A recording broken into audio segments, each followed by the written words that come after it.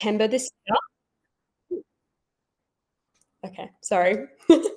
I completed my PhD in September this year, yay, and my research focused on sexuality education as a sexual violence primary prevention strategy.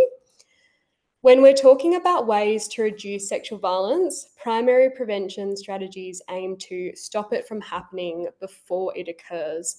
So, school based sex ed can be one powerful place where this can happen because the school environment is uniquely positioned to engage with students from a really young age, but to also engage with their community, so like their parents or their carers. In my research, I did a two-stage project, and in the first stage, I interviewed stakeholders who were either external educators that went into schools to deliver sex ed, or they were capacity builders who worked with parents, teachers, or staff members to build their skills to deliver sex ed.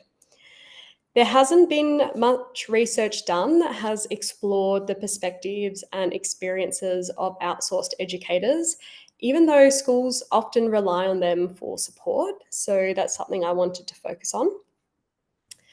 In the second stage, I interviewed young adults aged 18 to 30 about the sex ed they received, and I took a strengths-based approach to ask them how they have ethical and consensual sexual experiences. When I started my PhD, while some research had spoken to school-aged children, not a lot had been done to engage young adults about their retrospective reflections on the sex ed they received.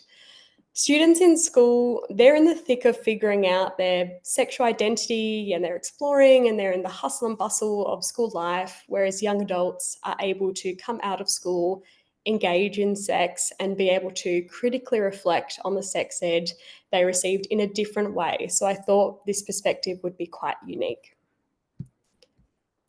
There are obviously endless things that I could talk to you all about in regard to my PhD and also improving sex ed. But today I'm going to be giving you some practical takeaways from my research with the external educators, capacity builders, and young adults. It's important to note that these might not necessarily be applicable to your cohort of students, but they were things that came up in my research. So today I'll be chatting to you about the importance of listening to young people, using an anonymous question box, and role play exercise. But first and foremost, I want to say to all the teachers who have joined today, thank you. Good quality sex ed often starts with one person in the school being really passionate about the issue. So you all being interested and making the time to attend this session, especially after a work day, is amazing. So keep doing what you're doing. My biggest point for teachers is to listen to young people and ask them what they want. I know this sounds like common sense, but often what students want can really be ignored. For example, in your classroom or even for the year level, you could create a student advisory group of some sort. And this would be a group of student representatives that are engaged in discussions about RSE. And having a set group will provide a platform for students to tell you what they want their RSE to look like. And doing this is great for a few reasons. Firstly, listening to young people and taking on their feedback will make them feel valued and respected. And it'll also foster relationships between students and teachers, where young people might start to view you as a trusted adult who will listen to them. But also, it can actually prompt discussions between the students as well. We know that students learn from each other and discuss these issues, and we want them to be leaving our sex ed lessons and sharing the information they've learned with their peers. So while they're asking each other questions like, what should we learn about? What should we tell our teachers that we want to know about? This is actually facilitating what could be quite healthy conversations between them as well. So to summarise, having student-informed educational programs can play a really key role in creating supportive and comfortable environments for students. Something the stakeholders in my research used that seemed to be quite helpful was an anonymous question box. So this could be just a box with a hole cut out in the middle. And before the sex ed class, every student has to write a question and put it in the box. And this is great for a few reasons. Firstly, students might ask questions that they feel too awkward to ask in class. Secondly, if you're a teacher who might feel a bit anxious or worried that you won't be able to answer the question on the spot, the question box allows you to take some time to read over the questions and decide how you'll answer them. So you might answer the questions the next day in class and spend some time making notes about how you address the queries. Thirdly, this can also help to show you what the trends are in the classroom or what the students have been discussing. So, for example, one external provider that I spoke with went to a rural school and did the anonymous question box and received a lot of strange questions about having sex with animals. And she came to find out that a video was circulating and very quickly realized why a lot of questions were asked about horses. So, doing the anonymous question box can be a really great way to pick up potentially what the gossip is around the playground as well.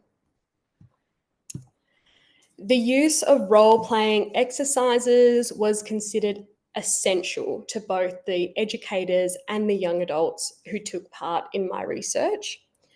Practicing the communication that happens before, during, and after sex can be really important to build student skills in learning how to check in on people.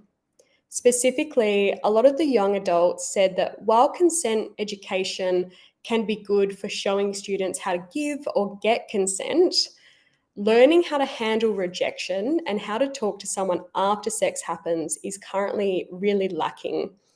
So getting students up, out of their seats, mixing them up to be maybe partnered with someone they don't normally sit with, getting them to explore different ways that you could handle rejection or check in on someone after sex would be great. And then you can bring everyone back in to do a group discussion. And this can be a great opportunity to unpack what the students have said and potentially address any biases that might arise. So these were some practical takeaways from my research. And while I was reading about the literature and talking with young adults and educators, a consistent thread was interwoven throughout these discussions. And this was that sex ed must do more to get young people to think about the different factors that influence their understandings and their negotiations of sex. In sex ed, a lot of emphasis is often placed on individual behaviours. So, for example, how to put a condom on or how to enthusiastically say, yes, I want to have sex with you. So, this is focusing on the individual person. But there's a clear need to do this and also speak to young people about broader factors that might shape their decision making. So I wanted to think about also how we could go beyond individual level educational content. So many of you have probably seen this. It's the socio-ecological model. And this model is used really widely to show how drivers of sexual violence operate at different levels across the individual and relationship, community and organizational, institutional and systemic, societal and cultural levels. So during my research, I started to think about how this framework could be used in sex ed. So I developed this activity sheet. And as you can see, it's a blank sheet of the nested squares, and I've just adapted the level names to make it more applicable to students. So rather than just focusing on the individual level, this activity prompts students to think a little bit more critically about the various factors that might influence their sexuality and their identity. Alongside this activity sheet, I developed a prompt sheet for students and teachers to engage in the ecological model activity. So I took all the different pieces of advice and perspectives from the young adults and the educators, and I made a long list of questions that are relevant to each level. The prompt sheet is definitely not exhaustive. It was informed by the young adults and the stakeholders who took part in my research. So there will definitely be questions that you can add to make it more relevant to your students.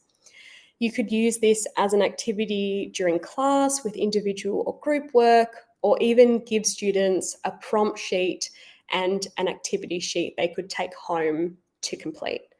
So to make this make a bit more sense, I'll run you through an example of one question at each level you could ask students. At the individual level, what makes you feel comfortable during intimate moments? How can you make sure the other person is feeling comfortable?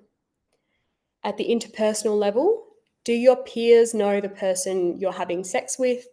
What do they think about them? At the community, how do you think being under the influence of alcohol or drugs might influence your decision making? What boundaries could you set for yourself to ensure you're making informed decisions about sex while under the influence? For example, will you check in with the person you had sex with afterwards or the next day to make sure they enjoy themselves? At the institutional level, how do you think your school would respond if there was an incident of harmful sexual behaviour? At societal and cultural level, why might you feel pressured into having sex? Why might you pressure someone else into having sex? And what might this pressure look like? So we know that sex is a really deeply personal experience that can change a lot depending on the time, the place, the context, and the people involved. For example, sex between people in a romantic and established relationship will most likely look really different to being intimate with someone you just met at a party. So asking students these kinds of questions that get them to look at the bigger picture stuff is really important. And you can use this activity to explore broader factors that might influence and shape young people's decisions surrounding sexuality. So these are issues like sexism, misogyny, racism, colonization, homophobia, transphobia, and ableism. And this is when we can start to engage students in more critical discussions about things like power dynamics, ethics, cultural norms, and personal agency. Obviously, I could talk to you endlessly about sex ed, and there are things that I didn't cover, such as the importance of LGBTQIA+ inclusion, the need for pornography and media literacy, and speaking to young people about having sex while under the influence of alcohol. But I'm so excited to hear from Giselle and Georgia, who I'm sure will pick up on some of these points. So I want to quickly thank Jackie, Hannah, Rasheen, and Sharon from the RSE project for having me. I was really looking forward to having just another excuse to talk about my PhD work. And if you would like to use the ecological model activity or have a look at the prompt sheet, you can scan this QR code, which will take you to my thesis, and it's all in there. So thank you so much. I'll stop sharing now.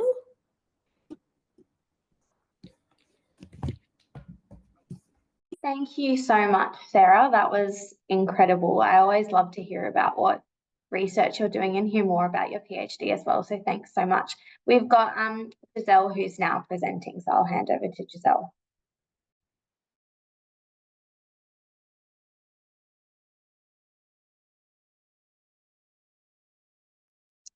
Am I unmuted? There we go. Hi everyone, my name's Giselle. I'm a PhD candidate from Edith Cowan University in Wooroloo, Perth. I'm just about to submit my thesis, so also yay, getting there. And I just want to share that this particular presentation is based on a publication that, well, actually the edits are due today, so it's an interesting day, but this is sort of work that has predominantly been taken out of my thesis, which is the only way I could take things out of my thesis because I became so attached to them. And it wasn't actually something that we were initially investigating. So it's essentially a surprise finding.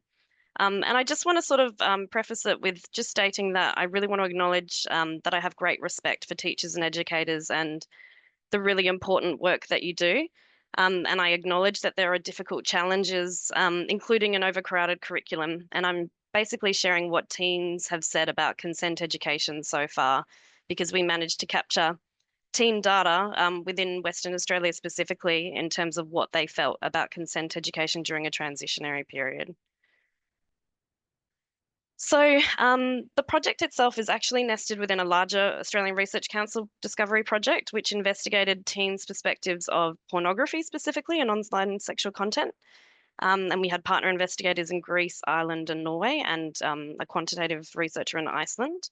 My thesis essentially looked at that data, and then also we asked teens about their perspectives of relationships and sexuality education. And as consent had been rolled out, during this process, we obviously caught the data in terms of what was being rolled out in terms of consent education.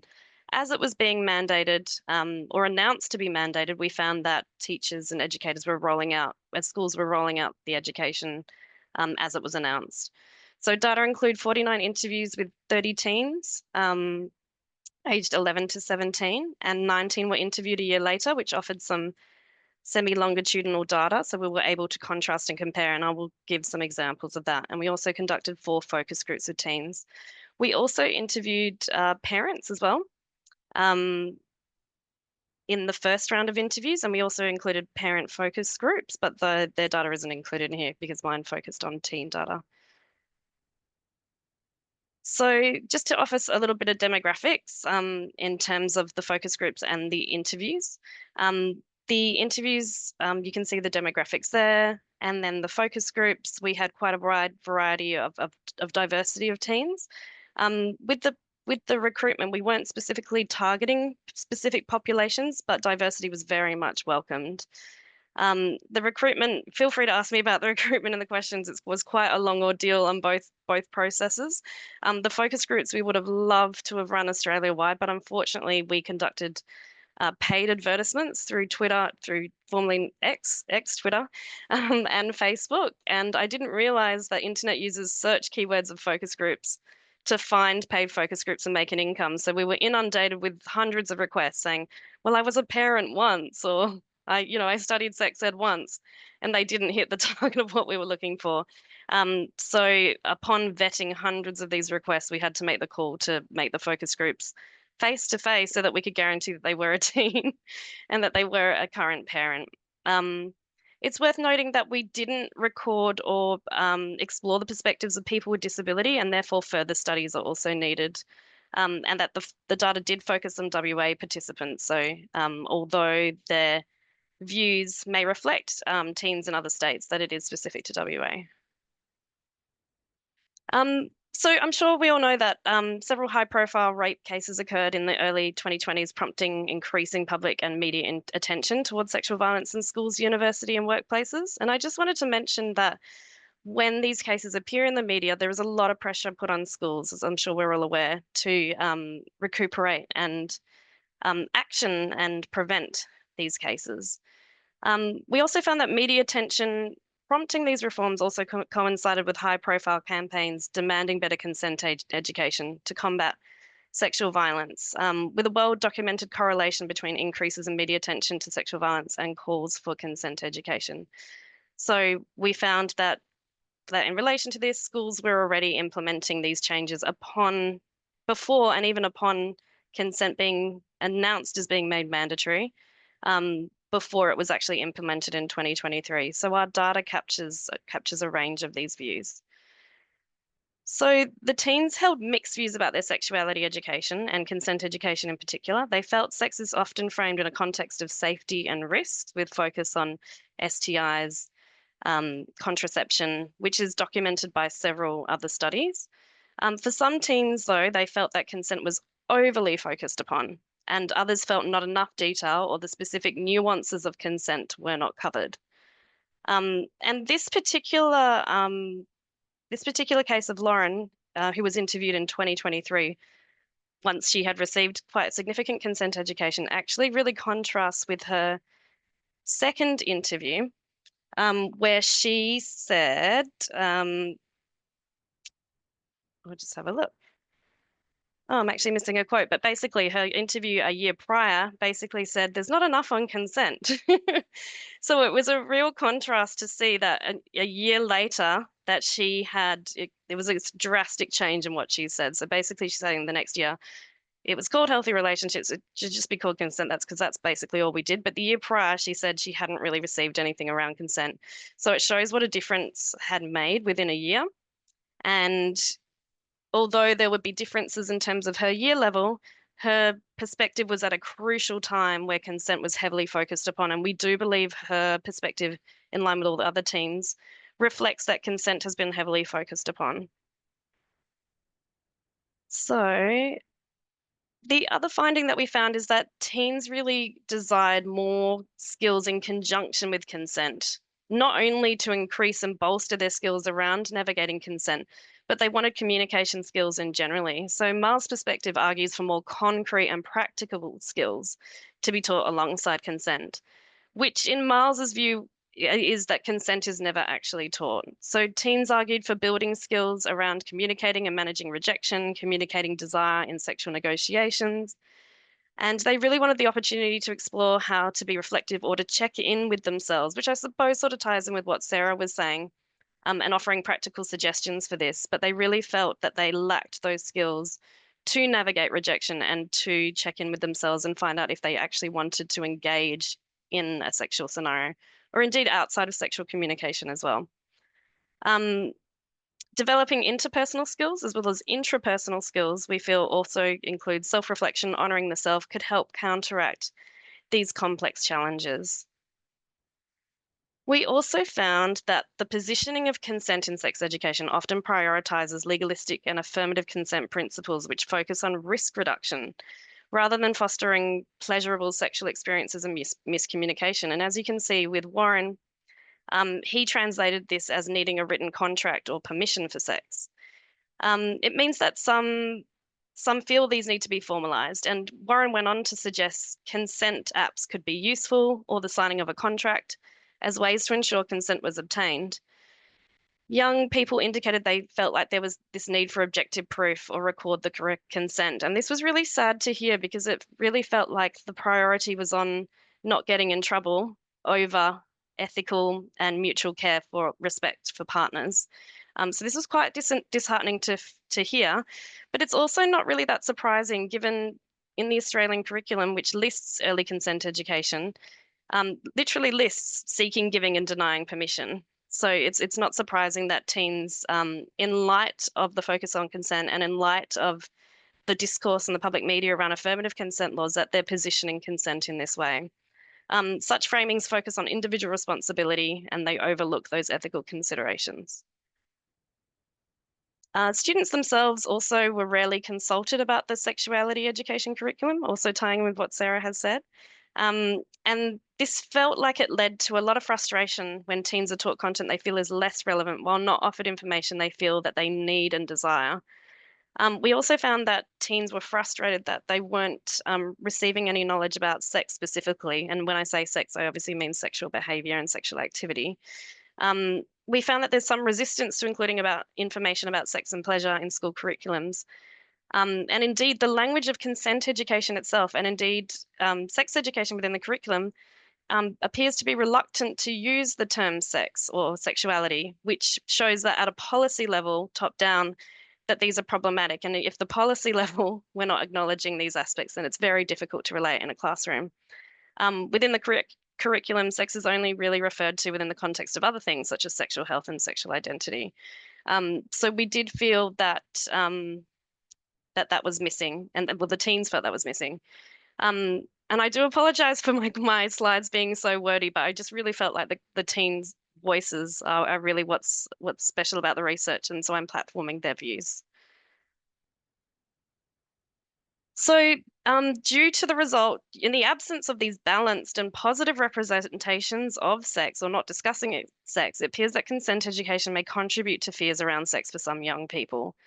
Young people reiterated a lot of fears around sex. And although there is bound to be some trepidation around sexual activity within those age groups, young teens asserted that consent education was essentially adding to these fears. So we found that consent education and respectful relationships programs tend to discuss sex within the context of unwanted sexual experiences and avoiding sexual assault, avoiding rape, and were often very heteronormative and positioned females as the gatekeepers of consent and more male or dominant roles as those seeking the consent, or at least teens had conceptualized it that way. And when asked if the focus on consent and safety might create fears around sex, Tiffany, 15, and in her second interview said, very much so. I know some of my friends are scared of that kind of intimacy. And as I said, while there might be some trepidation, she acknowledged that consent education itself was contributing to these fears. And while teens overwhelmingly acknowledged that they understood that consent was incredibly important and that they valued the consent education, they lamented the balanced and positive representations of sex, and I feel that was the issue for them when they were receiving risk-aware, safety-heavy information without balanced representations. These obviously have some implications. So just to sort of summarize, I suppose, the findings, teens felt nuances of consent were not covered and desired real-life examples. As I said with Tiffany's quote, she indicates that more direct conversations about sex and relationships would not necessarily prompt young people to engage in early sexual activity. So teens wanted these conversations to happen earlier as well. And Tiffany, who I quoted earlier, also argued that loving connective aspects of sex could be discussed alongside acknowledging risk. And she says, okay, there is a lot of risk, but sex is such a beautiful thing because so many good things can come out of it. Really, we don't have to focus on all the negative things. It's terrifying the shit out of us. So I thought that encompassed it quite well. So teens recognize the values of consent, but they also added that there were huge complexities of consent. And we had a number of sexual assault disclosures within the research where there were confusions around consent. And we had a victim, survivor of sexual assault, and a friend of a perpetrator, and they both came to the same conclusion in two of these cases, where the complexities of consent and not having those real life practices were affecting the way they were able to relay rejection or relay their consent. And I think I've already talked about the other aspects. I also just want to draw some attention to some growing literature, which shows that there is no clear evidence that consent education actually reduces sexual violence. And I'm not saying this to attack the introduction of consent, because I think it's an absolutely welcome, amazing progression that we're seeing in our lifetime over the course of the progression and development of sexuality education. But I just want to point out that in terms of the literature, while such education may improve people's attitudes towards consent, there's limited evidence it prevents sexual violence. And previous studies that acknowledge that where instances where consent is high, it's not necessarily a lack of knowledge about consent that leads to sexual violence, but in fact a sense of entitlement. So this is a growing body of literature, which I've popped in the references if anyone is interested. So in terms of ways forward, I've recognized that these changes are more at a policy level and curriculum level in order to be implemented. And this research also acknowledges that further support for educators navigating such huge, sensitive, contentious changes without additional support is so paramount and missing. I'm also part of an advocacy group called BlueMed, which a number of us here are part of. And we are going to rally for further support for educators and teachers, more specifically. So I've popped my email at the end. And if you're happy to share a testimonial of your experience of pre-service or in-service training, we would love to hear for it to rally support for more training, because we think it's absolutely vital. And so I suppose in terms of rounding it off, we really just need the further attention on more positive representations of sex and support teen skills development and more holistic aspects of sexuality and relationships. And that's about it. And there's my email if you'd like to get in touch. We'd really love to hear your experience of training in regards to this area, or lack of. Thank you so much.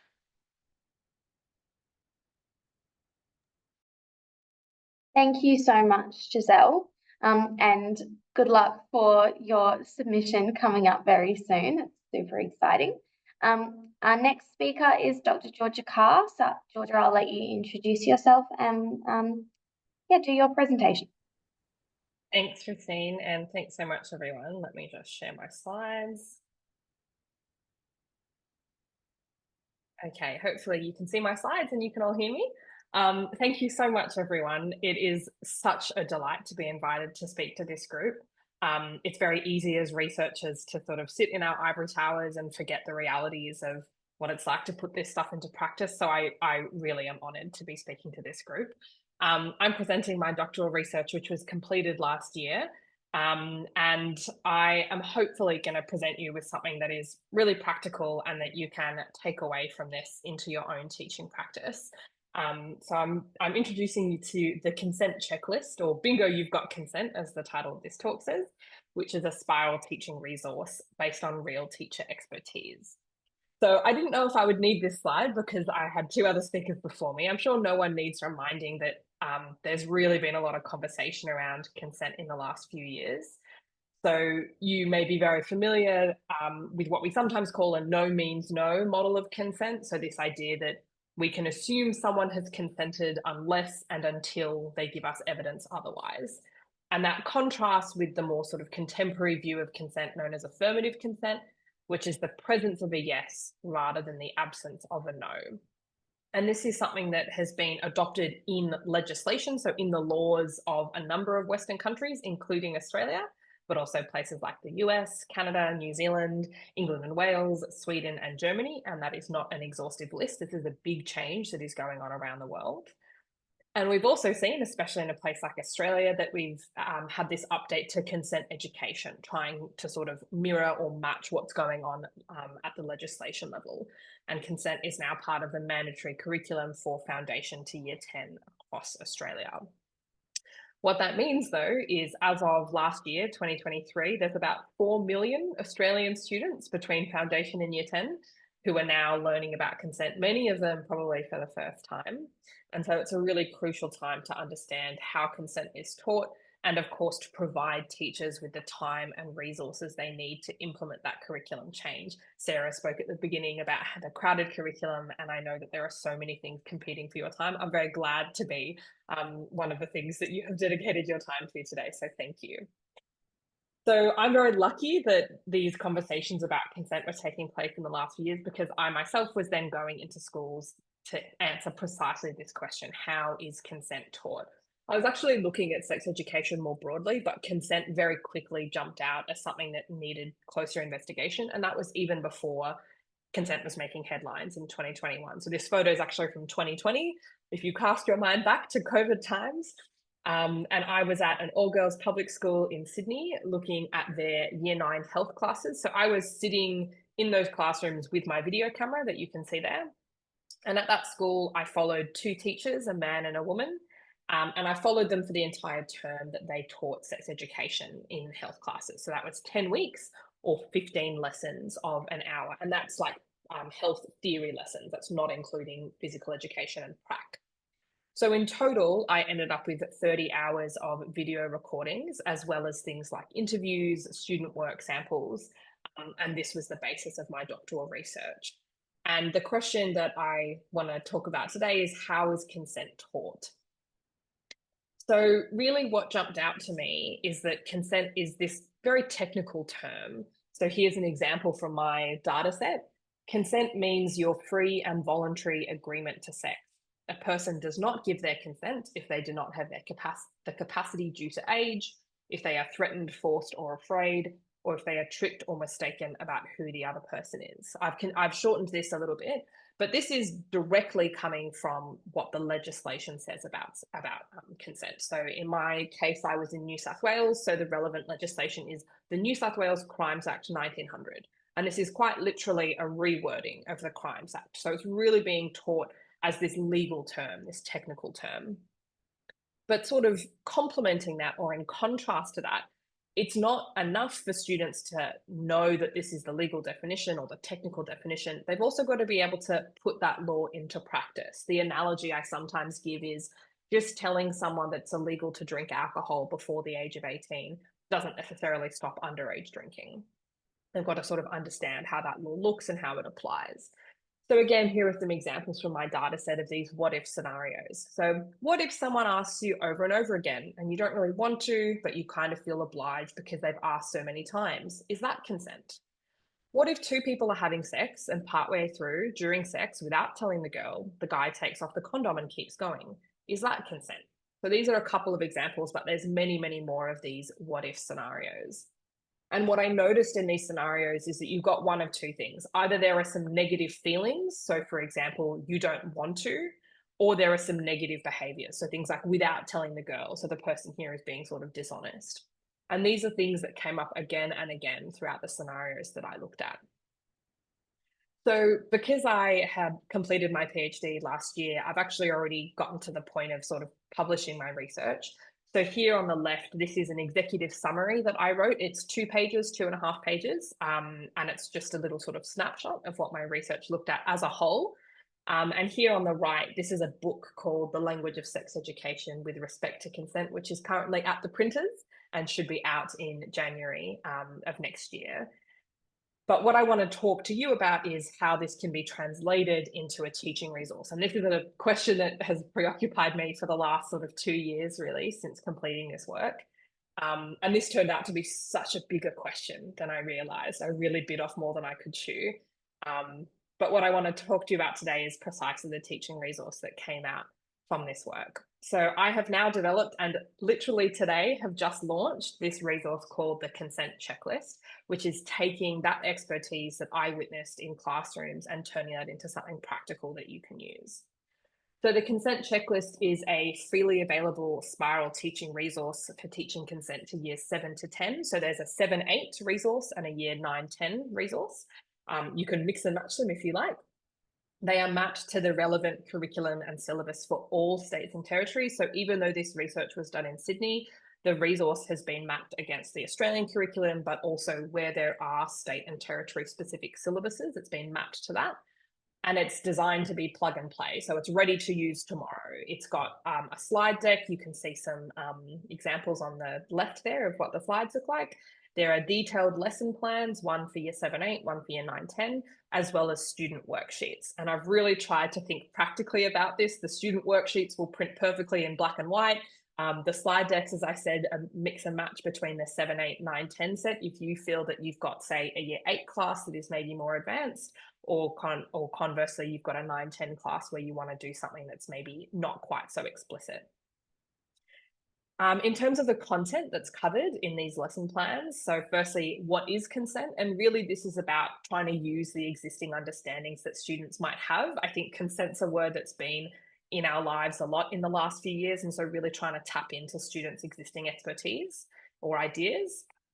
The second is what is affirmative consent? So I spoke at the beginning about this idea of the no means no versus the affirmative consent model. So introducing that term and talking about how we might communicate consent, both when we want to give it and when we don't want to, so giving and denying. What is sexual consent? And this is only for the year 9-10 pack. So the 7-8 pack doesn't touch on this. And that gets into some of those legal considerations. So as you put it earlier, Giselle, not getting into trouble. So I don't think that's all that consent is about, but it's certainly for students it can feel like part of the picture. So that's covered. Then there is this activity, the consent checklist, which is about breaking consent into its parts. So does everyone feel good? And is everyone acting right? Really, those are the two questions to be answering. There's also a video. I know some teachers really like working with videos. So there's a video from Behind the News, which is a really excellent video. Actually, it's young people sort of answering questions in like vox pops on the street. And I actually found it quite uplifting. They've mostly got some really nice perspectives that they share. And finally, a very quick little reflection activity. So this resource is designed to really be adaptable for different age groups and for levels of explicitness. So just to give you an example, here on the right are a couple of scenarios. And as you can maybe tell from the dotted lines, these are designed to be cut out. And you would put students into groups and give each group a different scenario. Now, some of these scenarios are more explicit. So for example, Chris and Min are dating and want to have sex. Do they need to think about consent? The first one is about two people kissing, and the middle one is about a football coach asking for permission before examining Charlie's knee after a football injury. So this is just to give a quick idea of how you can decide as a teacher, like, this group here, I'm going to give them a more explicit scenario because I think they can handle it. Whereas this group over here, I'm going to give them a football coach one. So it's really designed to be adaptable. These examples all come from the year 9-10 slide pack. So if you felt that you wanted to mix in some of the scenarios from year 7-8, that's also totally fine. They're also, as I've mentioned, adaptable for the different states and territories, the different jurisdictions. So here, for example, is a slide on the age of consent, which is the age people can start having sex according to the law. And the age is not the same throughout Australia. So there's a little color-coded map there just to capture that quickly.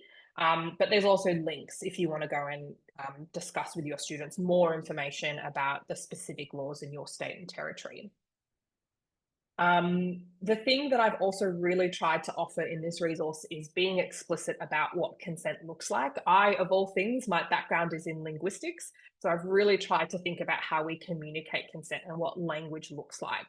So here's an example again from the slide deck of what consent looks like. There's a list of, what yes looks like, as well as a list of what no looks like. Something that's included here and throughout the resource as well is body language. So it doesn't always have to be verbal. And I think sometimes there's this fear that you'll ruin the mood if you just ask, do you want to do this? Is this okay?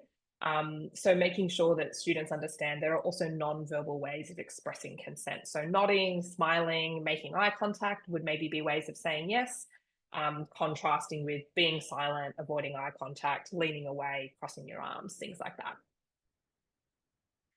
Now, this may not be a sentiment that you express, but I have heard this from others that, well, we've got enough resources. We don't need any more resources. We just need to promote the existing ones we have. And I think there's probably some truth to that. There are some fantastic resources out there. But two things that I want to touch on and why I think this is still a really valuable contribution is that this resource thinks about what consent is rather than what it isn't, and that it's based on real teacher expertise. So I'll just touch on that quickly now. In terms of what consent is, rather than what it isn't. So when I was preparing this resource, I looked for, for inspiration at lots and lots of other resources, probably like 25 at least, mostly from Australia, but also from overseas. And scenarios are very, very common in teaching resources. In sort of health generally, we get a lot of scenarios. So I probably read in the 25 resources, I read at least 100 scenarios. And my question to you is, in the 100 scenarios that I looked at in other teaching resources, do you want to have a guess in how many scenarios the people were consenting versus there was an issue because someone was underage or someone was drunk or someone was lying about taking the condom off? You don't literally have to answer. Maybe you can imagine the answer in your head. The answer to this is 0. I did not find a single scenario I can see Hannah looking aghast. Thank you. That's precisely the reaction I was going for. I didn't find a single scenario. There were a couple that came close. There was one where I went, I found one. And then I realized that they were underage. So there was not a single scenario where people were actually consenting. So what this resource tries to do is to actually give examples of what behaviors students should be trying to emulate, So rather than don't do this, not like this, this is the wrong way to go about it, this is what will get you in trouble, saying, well, this is what you can do if you want to express consent, if you want to have a sort of positive, healthy, pleasurable experience. So really trying to give students tools to recognize that in scenarios and hopefully then go and emulate that themselves. And to just give you a couple of examples from this resource of what it looks like to ask for consent and to give consent, or alternatively to express a boundary. So I need to take your blood pressure. Can you roll up your sleeve? This is an example of how you might ask for consent. I'd like to kiss you, but I don't want to go any further. Here's someone saying, I do want to do this thing, but here's a boundary I've got that I don't want to go past. Or some slightly longer ones. Blake and Alex are at the end of a date. Blake says, I'd really like to kiss you. Alex smiles and leans forward. This might seem so simple. I didn't find any scenarios like this, any scenarios where people actually wanted what was happening. Or again, one to do with sex. Kit and Hussein both want to have sex. They talk about it beforehand and agree that they'll use a condom. They're nervous because it's the first time for both of them, but they feel happy and excited. Again, this is something that I didn't see in any of the other scenarios I looked at, any of the other teaching resources I looked at. Now, the second thing that I think this offers is that it's based on real teacher expertise. So as I mentioned, this is me in a real classroom or classrooms, filming, really trying to capture in detail what teachers were doing. And here's a couple of quotes. This is one of my teachers speaking to her students as she hands back the assessment task, which they did pretty well in. And she says, "We've got a great understanding of what consent means. Hopefully in the future, should any situation arise, you're going to be like, no, I know exactly what the laws are here and what you can and can't get away with." So this is a teacher who had a really positive experience with her students, and I'm trying to take her expertise in making this resource. This is also something that the same teacher said to me, not in the classroom, but in an interview after the term was over. She said, "My class seems to understand consent really, really well," which, thank God. If they got nothing else out of the entire topic, I'm glad they understood that. The resources are also entirely editable. So nothing is a PDF file, it's in Word documents and a PowerPoint file. So I really want to leave it up to you as the teachers to be the real experts here. I trust you to understand what scenarios are going to work for your students, whether you need to use this example that's to do with sexting, whether you want to bring this in because it's going to be appropriate for your particular community or your particular cohort. So really, I have absolute faith in you as the teachers to make sure that this gets implemented in the way that works for your cohort. And to really drive that home, if you'll indulge me, I just wanted to share to finish. This is what I wrote to Josh and Rhiannon, my two teachers, in the acknowledgement section of my PhD. So I said, "To my research participants, Josh and Rhiannon, I began my PhD believing that research held the key to advancing sex education. And I now know that it's teachers like you who really make that possible. You are the only people capable of ensuring students get the sex education they need and deserve. And for that reason, your teaching, in your own words, is highlighted throughout this thesis. The experience of sitting in your classrooms was truly humbling, and I hope this thesis does justice to your efforts as educators." I stand by these words, and I feel very strongly that you teachers are the real experts here. So I hope sincerely that this resource is helpful to you. These are my references, and the consent checklist is available now. Thank you so much.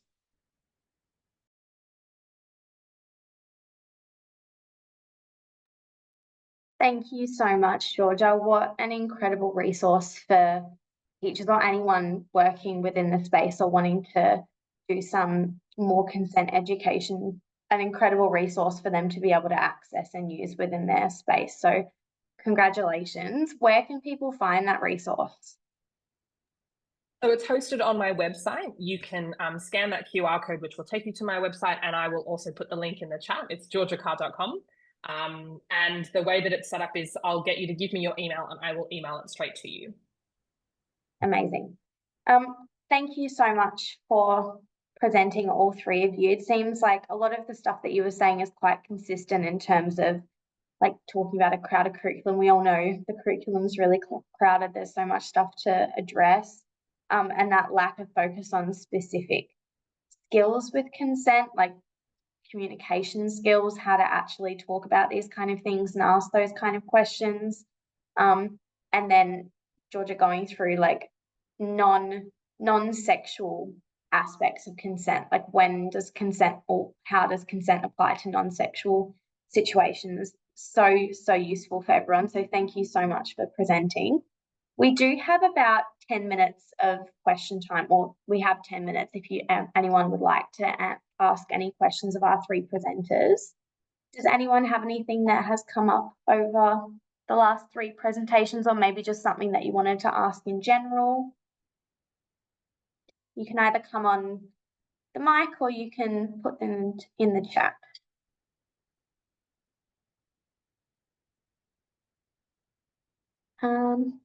Vanessa, did you want me to read out?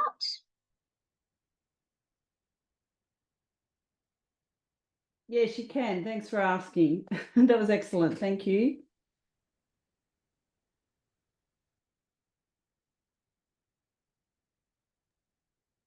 I actually had a couple of questions, but I don't want to take anyone else's time. Ask away. Could I ask a question, please? Yeah. Oh, absolutely. just a couple of things. I'm quite surprised.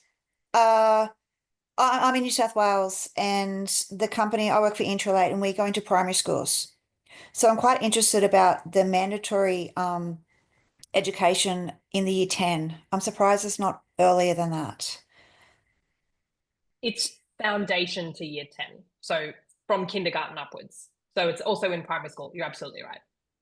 Okay, thank you. We have some data captured of teens saying the ridiculousness of not being taught in year 11 and 12, though, in their arguably most sexually active years.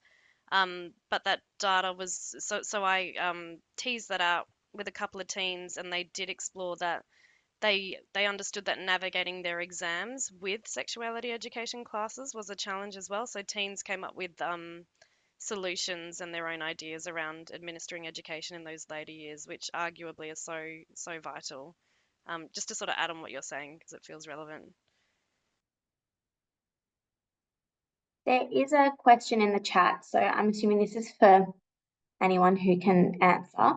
Is there particular evidence that points to suggestions that consent is best taught through positive approaches, so consenting only versus negative approaches, not wanting to give consent? I'm happy to answer that. Sorry, Sarah. No, I was going to say, Georgia, would you like to answer that? I thought you had gone off. But I would say quickly that I guess if you're thinking about the extent of the research that has happened over the last few decades, risk reduction approaches traditionally never work. So while consent is quite a new concept that has only recently been introduced into sex ed classrooms, and that might not have been studied. Yeah, Georgia, take it away. Sorry. No, that's exactly what I was going to say. I think, thanks, Katie. That's a really great question. I can see you're from Consent Labs. Great to have you here. Yeah, I think there's definitely evidence that sex education in general is more effective when it takes a sort of comprehensive strengths-based approach as opposed to a sort of risk or deficit model, or at the extreme end, you would have something like abstinence-only sex education, where you're saying, don't do it, don't engage in sex, you'll get chlamydia and die. So there's plenty of evidence around that from the last 30 years or so. In terms of consent specifically, I think because affirmative consent, when we think about affirmative consent laws and affirmative consent education, that's all fairly new. So I can't think of any specific research looking at a positive approach to consent education. Certainly the evidence is there for positive sex education, and I'm sure that affirmative consent education research will follow suit in the next coming years. We've got a couple more in the chat. First one was, how have people seen schools teaching this in year 11 and 12? So they've said wellbeing days. Sue's also said health expo days, lots of stalls, health topics. Have any of you seen how consent education is taught within an 11 and 12 kind of limited capacity that they have? Or limited time that they might have in the school day? I only really have teen suggestions rather than evidence of it occurring. Most of the teens in year 11 and 12 that we interviewed said I haven't had any sex ed for 3 years, 2 or 3 years. That was the majority, and they've said, look, I've had one sexting class in year 9, that was about it, and that's the last time, and they were about to graduate. But they offered suggestions, so they talked about having sort of a class that you could go to once a term, or a speaker that comes in sort of every couple of weeks, and they acknowledge that there were ongoing ways that could balance exams with RSE. And that's of course acknowledging that not all teens as well do exams either. I think it's about a 50% ratio, and in WA it's even lower. It's about 30% that actually participate. But yeah, they had various suggestions to keep it ongoing. But in terms of what teens had experienced in my research, there was none in those later years. I had a few people that had gotten sex ed in year 11 and 12. They were all people who went to private schools because private schools can obviously afford to get in external educators that come in, and so they're financially able to. They were all, well, most of them were in really risk reduction approaches. So for example, there were a lot of Catholic focused teachings on family planning or abortion. And one person said that they actually had sex ed as a co-curricular subject that people could select. And they said that it was the busiest room they've ever been in. There were 50 people jam-packed into a 20-person room because everyone wanted to do sex ed in year 11 and 12. So having it as a co-curricular could be an idea where it's a voluntary space. You have a teacher there who's passionate about it. But yeah, that's what my participants had. We did have another question. I see, Georgie, you've answered it in the chat, but I might just throw it over just in case there's any other insights. So from Jordan, as teachers, we're governed by the relevant education department and curriculum, but as external educators giving private lessons workshops, are there any laws, regulations that are limiting what can be taught? It seems as though the department curriculum is very limited and doesn't give scope for all of the necessary education to be given. Anyone have any insights on that one? I really agree with George's comment. There aren't any laws that we know of, but we do know that there's no auditing that I'm aware of in terms of particularly outside providers. And although in my research, teens had a preference for outside agencies, there's nothing auditing or regulating what occurs there. And I don't know if you mentioned this, Sarah, but there was a case recently in South Australia where an outside agency, a visiting specialist, answered a question about bestiality, I think, and it was sort of the wrong end of it was recorded, and there was a huge community backlash. Oh. So I think they're implementing something there now. But yeah, you can Google that. There's something happened in South Australia in regards to bestiality. I'm not sure if that answers the question, but just a scenario that's relevant. Yeah, no, there's just to add on from what Georgia wrote in the chat, which, yeah, is a great response. There's no laws governing what external educators can teach currently. So literally anyone could develop some content that is semi-aligned with the national curriculum and get a working with children's check and walk into a school and deliver sex ed. So it places additional burdens on schools to vet external organisations. So that is a massive issue. And yeah, like Giselle said, there's no evaluation processes that have to happen or any sort of auditing. So it is, yeah, definitely a big issue, I would say, that will come into the limelight soon, I would imagine. And I think it's probably relevant, I suppose, to what I presented in terms of providing positive and balanced representations of sex. Because there is this no auditing process, and because we are seeing a growing backlash to relationships and sexuality education, both at home and abroad, we understand that sort of advocating for that isn't without its pitfalls and complications. And this is why it really needs to be bolstered and supported at a policy and curricular level, because we understand that as soon as you head into that sort of territory, it becomes very open to public criticism and backlash. So acknowledging that as well. And Kristen's put an interesting perspective into the chat as well. From the Catholic school system, visiting speakers have to be approved by the bishop. And there are expectations about what kind of delivery that would be based on Catholic perspective as well. So that gives another kind of, I guess, thing to consider when these things are getting delivered in schools. There's also often, it's a little different in primary school, but external speakers are often brought in a sort of reactionary way. So there might be an incident of sexting and cyberbullying going on at the school, and the school says, we really need to do something about this, let's get a speaker in. And that's not necessarily a bad thing. There are fantastic external providers out there, including people in this room. But there's also something to be said, I think, as sort of proactive and planned and thought out, I suppose, program of work. Yeah.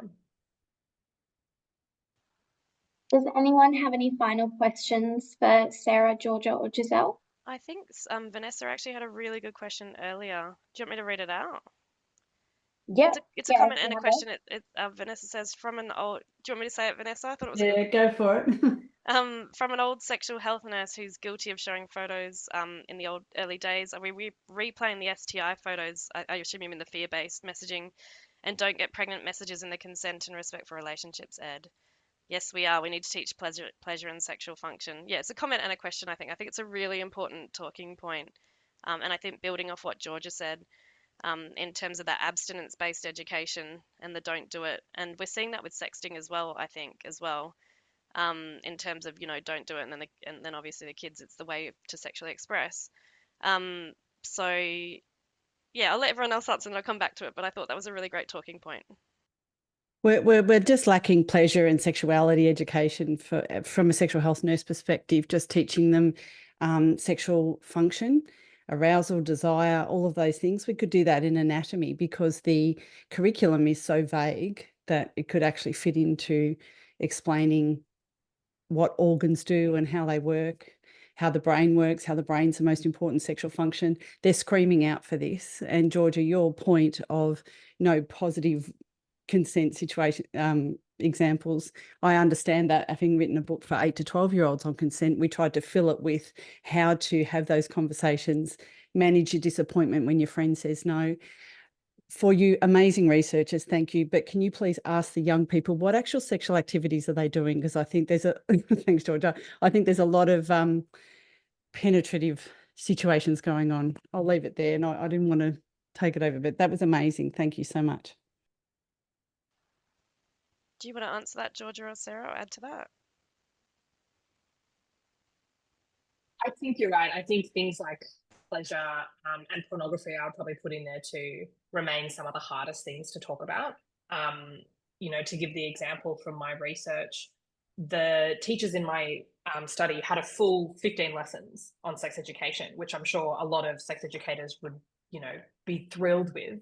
And funnily enough, COVID in some ways helped because it meant that they didn't have the sports carnival. They didn't have the, excursions cutting into their lessons. So they had, I think, every single health lesson. They might have even had to come up with an extra lesson or two because they're used to having, 13 lessons instead of 15 or whatever in a term.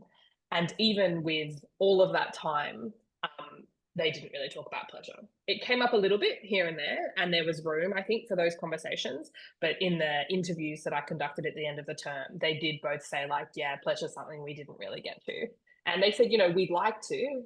They were at a girls' school as well, and they said, this is something where I do think we're talking about male pleasure in the world, in society, and I'd like to see more conversations about female pleasure. But even they, I think, with a lot of things going for them in terms of time and not having quite the same time pressure, they didn't get to really talk about pleasure in a big way.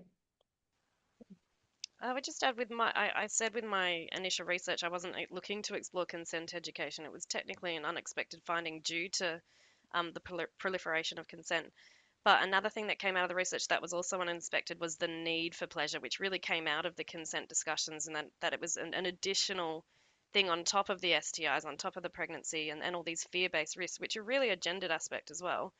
And it really made clear, particularly with the pitfalls of pornography as well, that we really do need to speak about pleasure. We really do need these balance aspects. It's actually like a healthcare, a need to talk about in health. Massive expectation for teachers to be able to do that. I mean, and the literature supports that too. Yeah, massive expectations. So yeah, this is why extra support is so necessary. Absolutely. We have one final question in the chat, and then we might wrap up after that question. So Kristen wanted to know anything on preferred pedagogy to be used for delivery of sex education. So they've read various studies that student voice dialogical approach is much preferred by students rather than question answer pedagogy or lecture format. But teachers are scared and feel they lack capacity to do this. Has this come up in any of your research? Go, Georgia, I reckon. Thanks, Sarah. Yeah, thanks, Kristen. There's lots of research on delivery of sex education, but it tends to, in my experience, lean more towards general recommendations, not necessarily really precise suggestions around teaching. So if you look at, say, the international guidance on sex education, it says that it's important that you are approachable, and engaging and knowledgeable, which I'm sure we can all agree with, but I don't know that teachers would know, okay, how do I be approachable? How do I be engaging? There are practical workshops. I know Jackie Hendricks from Curtin ran a fantastic workshop that I went to earlier this year, really trying to get into the detail of how do you run a kind of class like this. But there won't necessarily in the research be one precise way of doing it. And there also, as a teacher, isn't one precise way of doing it. You know, it will depend on your cohort. I do think that there's good evidence for things like scenario-based discussion. There's good evidence for like allowing people to break off into small groups versus getting them to like share as a single voice to the class. There's good sort of support for that. Anything that can help students feel more comfortable. And there's also good general guidance around things like use hypothetical scenarios, not real ones. So there are some practical bits of advice, but there isn't necessarily research that says this is the one way to do it. If anything, I think the research tends to lean more towards the general recommendations, and for actual teachers in the classroom, it can be hard to know how to translate that. Thank you very much. That's what we're finding with our teachers. It's the going from the general guidelines to how do I actually do it, the supports to enable that to happen. So thank you. Well, thank you so much, Sarah, Georgia, and Giselle. We might give like a virtual clap for them. Thank you so much. Sarah, Georgia, and Giselle have graciously let me share all of their contact details. So when I send through an email for the recording, I'll just include their emails in there as well. So if you have any other questions about their research or anything that they might not have presented today, just flick them an email. I'm sure they're more than happy to talk about all the research that they've been doing over the past several years or however long they've been doing their topic for. So thank you so much. And thank you so much for everyone who joined us live as well. I hope you enjoy the rest of your night. And if you have any questions for the RSE team, please reach out to us as well. Thanks, everyone. Thank you. Thanks, everyone.